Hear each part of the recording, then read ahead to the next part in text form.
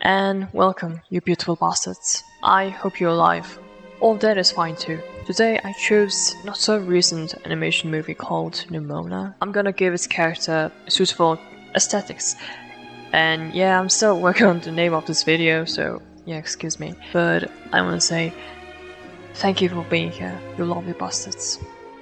So our first character is Nimona, and we all know that she's the funk girl, and her catchphrase is literally a metal. So it wasn't hard to find a fitting aesthetic for her, but the problem is that what type of punk is she? Is she like 80s punk or modern punk? Because those two have vastly different looks despite being in the same subculture, so I wanted to work with the given materials. She is immortal, that means she lived through every fashion changes, and I think she will prefer the 80s punk rock fashion more. I didn't know if the punk rock was an aesthetic, so I looked it up and it was. It used to be considered as a subculture when I was first introduced to it, but it's aesthetic now, I guess. This pose is quite easy for me to draw, but it turned out to be more chill in the end. I don't know if I'm satisfied with that. Her hair is already so punk, but I decided to exaggerate it since people from 80s had crazy spiky hairstyles, but I didn't want to lose her original style in the end. It looks kinda puffy long bangs. I don't know how it turned out. So for outfits, I've settled with the leather jacket and necktie because, well, they are the most common things associated with the punk style. I couldn't decide whether to give her manlier or feminine look. Her original design has, from what it looks like, a skirt or a long shirt, but at the same time, pants would look so good on her though, so I just combined them. It will get better, trust me. And I should confess, I struggle with the boots of feet so much. For some people, hands might be the hardest thing to draw. It is, even for me, but the harder thing is feet and boots. I prefer to draw hands, and I don't know, maybe I should do tutorials on hands. And I've spent 5 whole minutes solely on the boots. I could draw 5 good hands during that time. But I made it work. I should make it work. And the current leg looked kinda lanky, so I changed it with more confident lines and shape, and I really like it. I'm glad that I changed it. And I should have drew the face first, before drawing the head. And at this point, I don't know what kind of style I was going for. I was so spaced out when I drew this. And I feel like after control took over my hands and my mind was in the attic of my brain, because this movie broke me in many different ways. But in a good way, okay? I don't know what happened, but I feel like I was possessed by some ghost of an artist, which pities my struggle and decided to take over my body and draw itself, because no way in hell I could draw a decent stylized face like that. I can't draw that like that. I resonated so much with Nimona. She literally shapeshifts and can turn into anything she wants, and I feel like so many people can relate to her. And when that backstory was on, I broke down on the spot, because no matter how much you change yourself for them, you won't be accepted. Not because of your current shape, just because you seeked validation and changed yourself so many times to fit for many characteristics. And that alone can be seen as untrue or even dangerous. So red jacket seemed more Nimona, but maybe too much red on her, but whatever. It only takes 35% of the design, so yeah. During this session, I was still spaced out and on autopilot. Didn't know how to color it, or even what color to use. And shadowing process went quickly since I didn't care about the lines of coloring quality. I actually unconsciously did it kinda messy. Luckily, it looks fitting for the vibe of Nimona. When I looked back, I forgot her earrings, rings and freckles, the most important feature on her face and the most recognizable one. I'm not sure if the yellow and green were necessary since her color is red, but sacrifices need to be done. Also, I noticed her eyes were dark. I didn't pay that much attention to small details, but Nimona would 100% wear that red eye, so I left it like that. Honestly, I don't know how I drew it. It just happened, and even now that I'm recording it, I can't remember how I drew it. But it looks fine. It's not the best thing I drew, but it's not the worst thing I drew, so yeah, it's fine. It's just a mid tier. Our next character is actually Todd. And I was listening to Chopin nocturnes while drawing him, just to calm my killing intent, because every time he was on screen, well, I didn't feel anything, besides being mildly annoyed at his presence, but extreme reactions are necessary nowadays, so I must say that I hated it when he was on the screen. Boo! Man, I'm tired.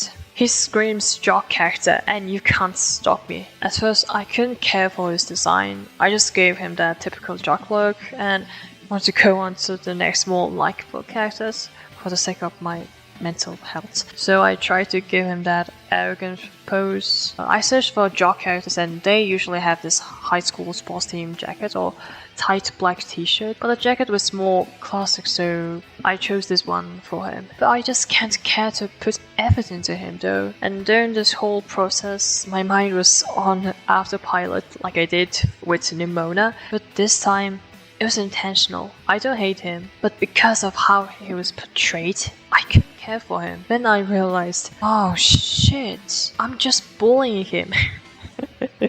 And he wasn't actually that bad, okay? Sure, he was an a-hole, but he was still under the influence. And his choices can be forgivable since Ambrosius committed similar acts. That's because of course brainwashing, but that doesn't excuse his attitude towards the other characters. He wasn't an evil or good, just in between, in the grey area in most realistic way possible, and that's actually a really good representation because most people are in that grey area, and that's fine. And he wasn't an evil character, he was just obnoxious, and I was hating him just because he was over the top, mocking people's background and stabbing at people's like fresh wounds. I mean, but the point is, he almost got a redemption arc. Like in the end of the movie, they were gathering to honor Nimona's memorial and he was there. He has changed. His view and, well, his personality and mannerism was still there, but that's fine. You don't have to change your core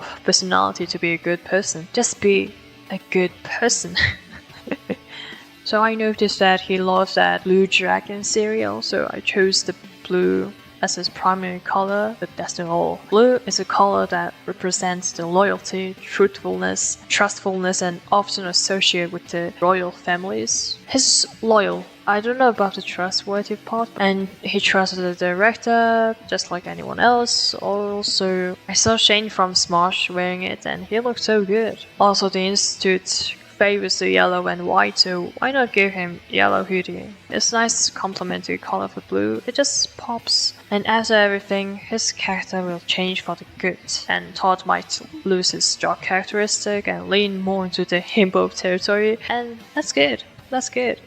But honestly, even though he was an a-hole, he was crucial to the story in the most confusing way. If he wasn't an arrogant bastard and didn't throw a tantrum when Squire was going to show him the evidence, everything would have been at least just the way it was. Belle and Ambrosius would reveal the truth, the queen would still be alive, the kingdom would continue its own way, and most importantly, Belle won't meet Nimona, and Nimona will be alone. She might never feel loved again. She'll be alone forever, thinking that she is the monster. So, thank you, Todd, for being an extra, I guess.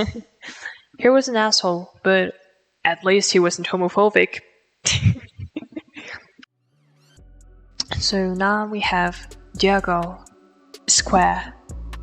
I will call him Square, that's it. So I drew almost all of the characters with full body image, but this time I was starting to get lazy and you can't see the faces of expression clear in the full body image, so I drew only the torso this time. Usually when I choose the aesthetics, I focus on the personality, but it was the hardest one to judge. I couldn't find what type of personality he has. Maybe because he has little screen time, and he was literally gone in the second half of the movie, if I remember correctly. He never came back, so I needed to work on those little screen times.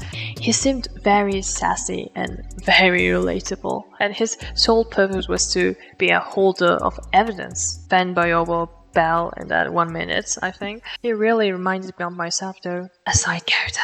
Okay. So I wanted to portray him as a teenager or young adults. I chose E-Boy. That might sound so random. So E-Boy is the most Gen Z thing ever.